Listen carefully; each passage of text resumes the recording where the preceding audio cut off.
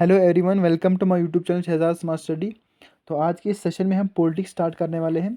तो सबसे पहले हम पॉलिटिक्स में क्या पढ़ने वाले हैं, टाइप्स ऑफ बिल्स के बारे में बात करेंगे।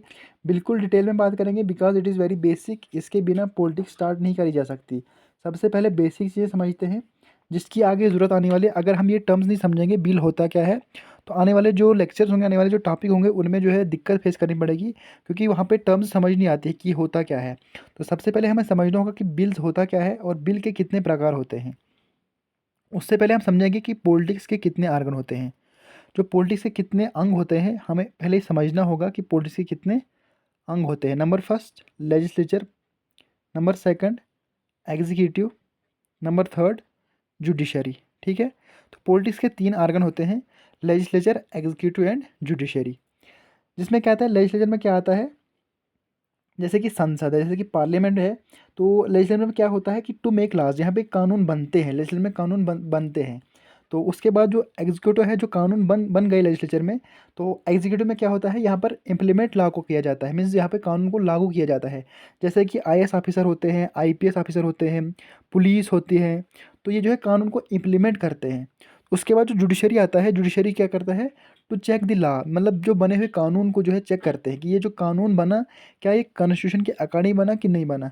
तो क्या काम रहता है, लेजिस्लेटर का क्या काम रहता है, to make the laws, and executive का काम क्या रहता है, to implement the law, and judiciary का काम रहता है कि टू चेक द लॉ। ठीक है। तो कोई भी कानून अगर बनाना होगा तो इसके लिए क्या करना पड़ता है, इस पर डिस्कशन करनी पड़ती है। मतलब इस कानून के लिए वोटिंग होगी। आप ऐसा समझिए कि संसद में कोई भी काम होता है, जो कि पार्लियामेंट में जो भी कोई काम होता है, बिना वोटिंग के कोई काम होता ही नहीं वहाँ पे। मतलब जिस मुद्दे पर वोटिंग करनी है, जिस बात पर, जिस चीज़ पर वोटिंग करनी है, जिस मुद्दे पर वोटिंग करनी है, इसको बिल कहते हैं। बिल मीन्स क्या, बिल मीन्स बहस का मुद्दा। ठीक है। तो मुझे उम्मीद है कि आपको इतना समझ आ गया होगा। अब हम समझते हैं टाइप्स ऑफ बिल्स के बारे में बात करते हैं। ठीक है। तो सबसे पहले समझते हैं टाइप्स ऑफ बिल्स। बिल्स कितने प्रकार के होते हैं। एक तो मनी बिल होता है, finance bill, ordinary bill, constitution amendment bill. हम आने वाले जो स्लाइड्स है उसमें समझते हैं कि क्या क्या मनी बिल क्या होता है, फाइनेंस बिल क्या होता है, अलग अलग समझते हैं कि कौन सा बिल क्या होता है। ठीक है। तो सबसे पहले हम समझते हैं टाइप्स ऑफ बिल होता क्या है। A bill is a propose legislative proposal that when enacted becomes a law. Bills are roughly grouped into two types. Number first, source of origin government bill and private member bill. ठीक है। तो bill क्या होता है, मैंने आपको समझाया, एक प्रपोज लेजिस्लेटिव प्रपोजल है। जब ये इनेक्ट हो जाता है, जब इस पर वोटिंग हो जाती है, तो ये एक लॉ बन जाता है। ठीक है। क्या बन जाता है, लॉ बन जाता है। तो बिल के कितने टाइप्स हैं, number first government bill, number second private member bill. ठीक है। तो अब हम समझते हैं गवर्नमेंट बिल और प्राइवेट मेंबर बिल में क्या फ़र्क है। तो समझते हैं, मान लो ये लोकसभा है। लोकसभा के मेंबर मान लो आप 545 मेंबर है, और राज्यसभा मेंबर कितने हैं, 245। ठीक है। टोटल कितने हो गए ये, 790। कितने हो गए, 790। तो गवर्नमेंट मेंबर और प्राइवेट मेंबर बिल में हम समझते हैं कि गवर्नमेंट मेंबर क्या आता है और प्राइवेट मेंबर कौन से आते हैं। ठीक है। तो समझ लीजिए 790 मेंबर्स की कहाँ पे है, पार्लियामेंट में। लोकसभा प्लस राज्यसभा में कितने मेंबर है, 790। तो इनमें कुछ मिनिस्टर ऐसे होंगे जिनके पास क्या होगा, जैसे कि मान लो 80 to 90 मिनिस्टर ऐसे होंगे, ऐसे एमपीज़ होंगे जिनके पास कोई मिनिस्ट्री होगी। मतलब कि जैसे कि किसी के पास फाइनेंस मिनिस्ट्री होगी, किसी के पास रेलवे मिनिस्टर होगा, कोई जो है रोड एंड ट्रांसपोर्ट मिनिस्टर होगा। ये जो है कौन से मेंबर आते हैं, 80 to 90 मेंबर से आते हैं। मतलब इनके पास कोई मिनिस्ट्री होगी, तो इनको क्या बोला जाएगा, गवर्नमेंट मेंबर। क्या करे बोला जाएगा, गवर्नमेंट मेंबर। और जो बाकी जो बच जाते हैं, जो कि बाकी एमपी लोग बच जाते हैं, मेंबर ऑफ पार्लियामेंट लोग बच जाते हैं, तो वो प्राइवेट मेंबर कहलाएंगे। क्या कहलाएंगे, प्राइवेट मेंबर। मुझे उम्मीद है कि आपको ये समझ आ रहा होगा कि गवर्नमेंट मेंबर क्या कौन आते हैं और प्राइवेट मेंबर कौन आते हैं। अब समझते हैं गवर्नमेंट बिल के बारे में समझते हैं। तो जो कि गवर्नमेंट बिल होता है, government bill minister introduce it in the parliament. एक मिनिस्टर जो होता है, जिसके पास कोई मिनिस्ट्री होती है, मीन्स वो एक मेंबर ऑफ पार्लियामेंट तो होता है, लेकिन उसके पास कोई मिनिस्ट्री भी होती है। तो मैंने आपको समझाया, जैसे कि किसी के पास रेलवे मिनिस्ट्री होगी, किसी के पास फाइनेंस मिनिस्ट्री होगी, कोई एजुकेशन मिनिस्टर होगा। तो हम समझते हैं कि गवर्नमेंट बिल क्या होता है। A minister introduce it in the parliament. तो सबसे पहले एक मिनिस्टर जो है एक इस बिल को जो है इंट्रोड्यूस करता है, जिसके जिसके पास कोई मिनिस्ट्री होती है।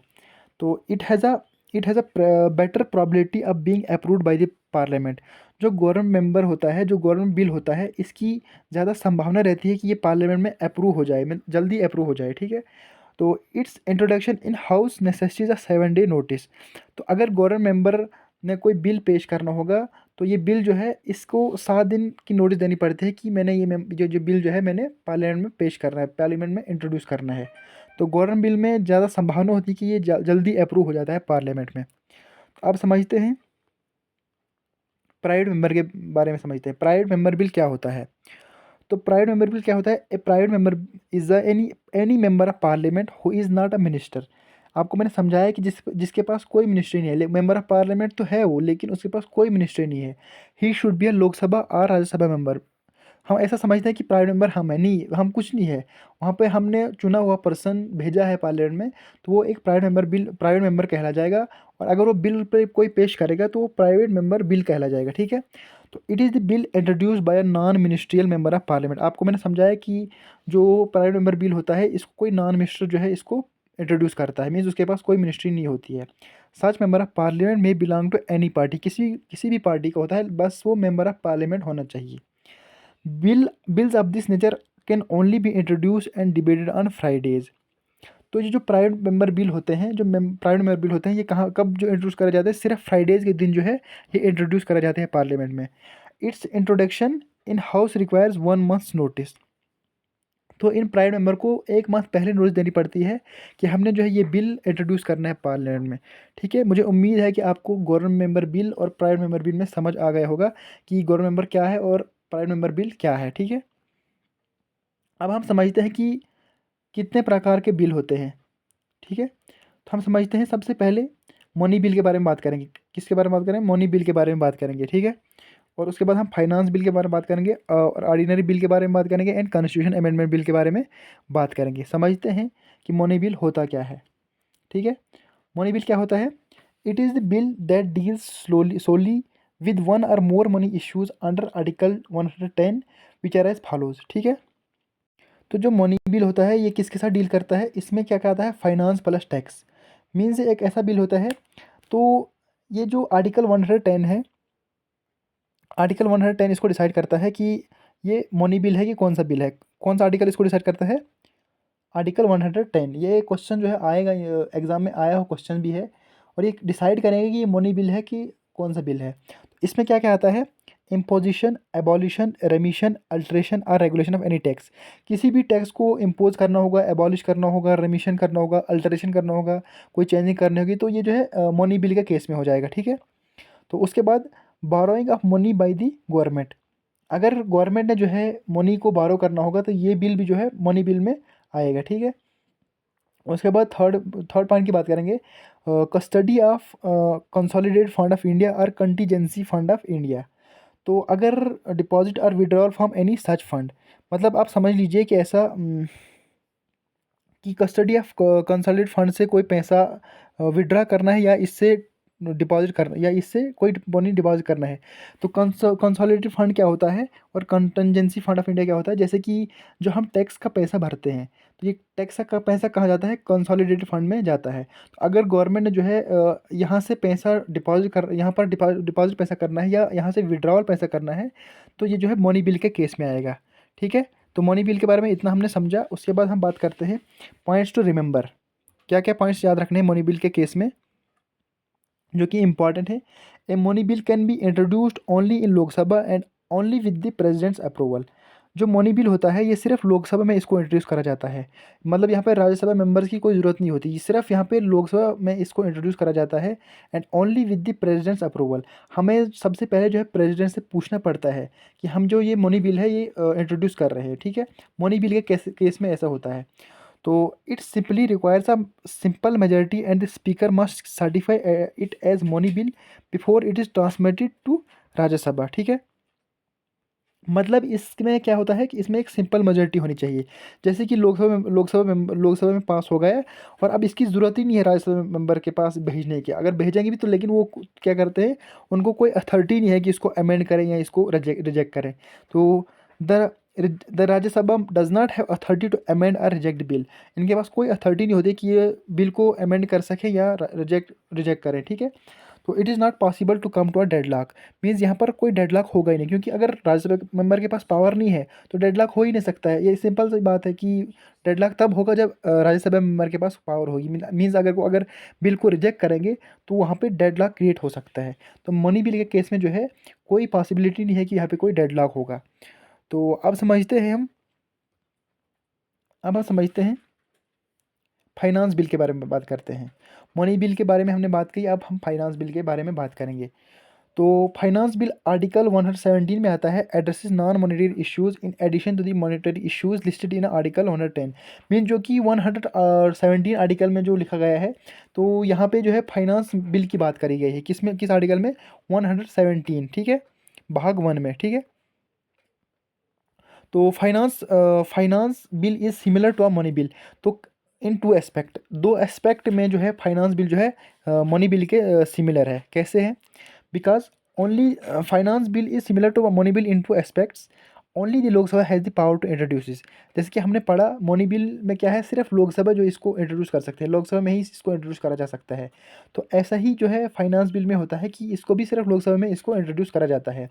It requires prior recommendation of the president for introduction. तो सबसे पहले हमें क्या करना पड़ता है, प्रेसिडेंट से पूछना पड़ता है। जैसे कि मनी बिल के केस में भी ऐसा था कि प्रेसिडेंट से पूछना पड़ता है कि ये बिल जो है हम इंट्रोड्यूस करने वाले हैं।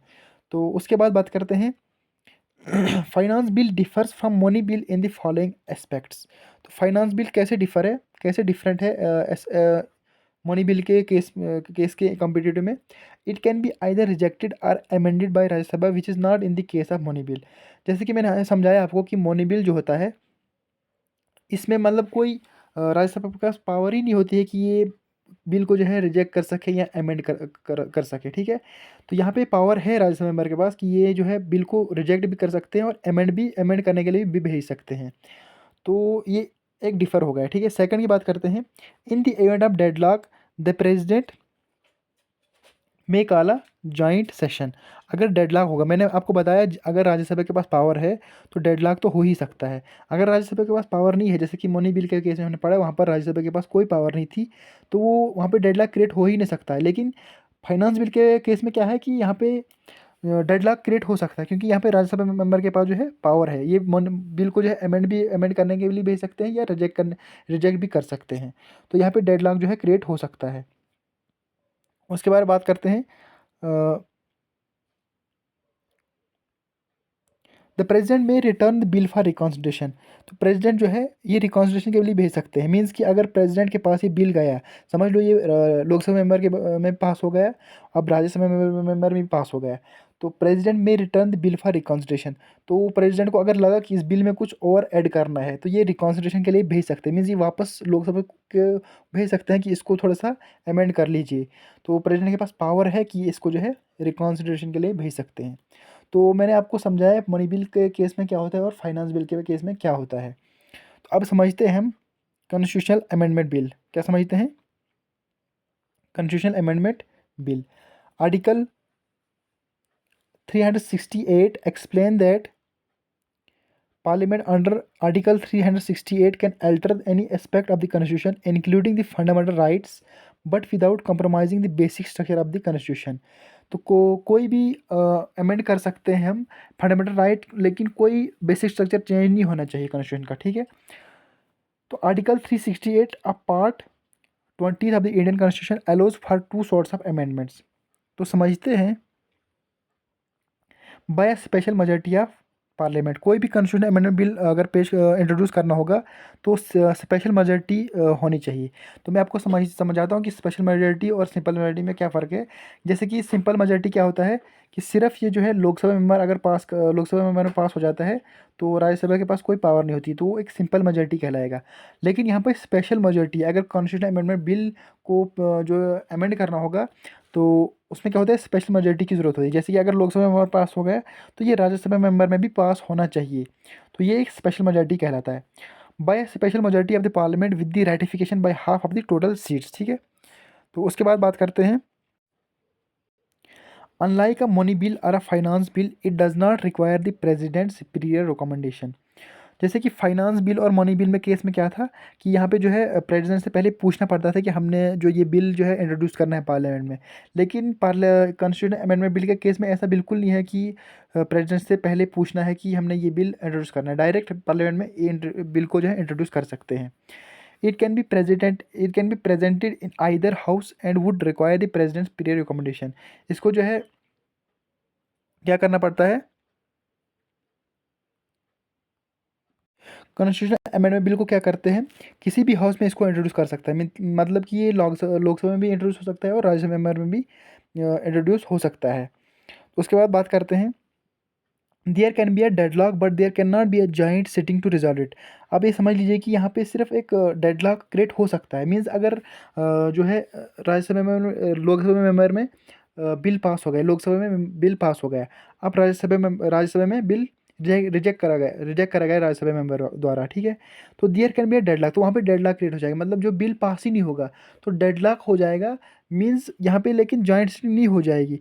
अगर डेडलॉक हो मीन्स वो बिल जो है ख़त्म हो गया, वहाँ पे राज्यसभा मेंबर ने बिल्कुल रिजेक्ट कर दिया बिल को, तो डेडलॉक तो हो गया।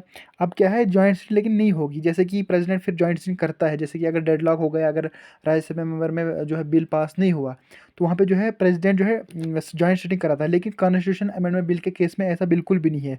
यहाँ पे अगर कोई बिल रिजेक्ट हो गया तो वो बात ख़त्म, मीन्स कोई जॉइंट सिटिंग नहीं करी जाएगी। और बाकी मनी बिल और उस फाइनेंस बिल के केस में जो है जॉइंट सिटिंग करी जा सकती है। वहाँ पे जो फिर जॉइंट सिटिंग जब करी जाएगी तब जो है लोकसभा के स्पीकर जो यहाँ पे जो है उस केस को सॉल्व करेंगे, ठीक है। तो अब समझते हैं ऑर्डिनरी बिल के बारे में। सबसे पहले हमने मनी बिल के केस में मनी बिल समझा, और उसके बाद हमने फाइनेंस बिल समझा, और उसके बाद कॉन्स्टिट्यूशन अमेंडमेंट बिल समझा। अब हम ऑर्डिनरी बिल में समझते हैं।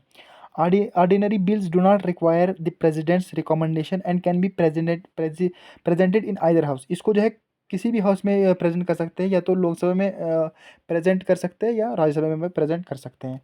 It just requires simple majority. जो है सिंपल, मैंने आपको समझा कि सिंपल मेजॉरिटी क्या होता है। ये जो सिर्फ सिंपल मेजॉरिटी इसमें चाहिए, मीन्स ये लोकसभा अगर पास हो गए तो लोक उसके पास कोई, राज्यसभा के पास कोई पावर नहीं है। And the second house has the option of passing the bill, rejecting it, proposing amendment to bill or taking no action, ठीक है। इनके पास पावर है rejecting it, proposing it, amendment to the bill or taking no action. तो a deadlock is called when the bill is rejected. यहाँ पे अगर bill reject हो गया तो डेडलॉक जो है क्रिएट हो सकता है। और उसके बाद क्या करा जा सकता है, joint session announce and summoned by the president under article 108।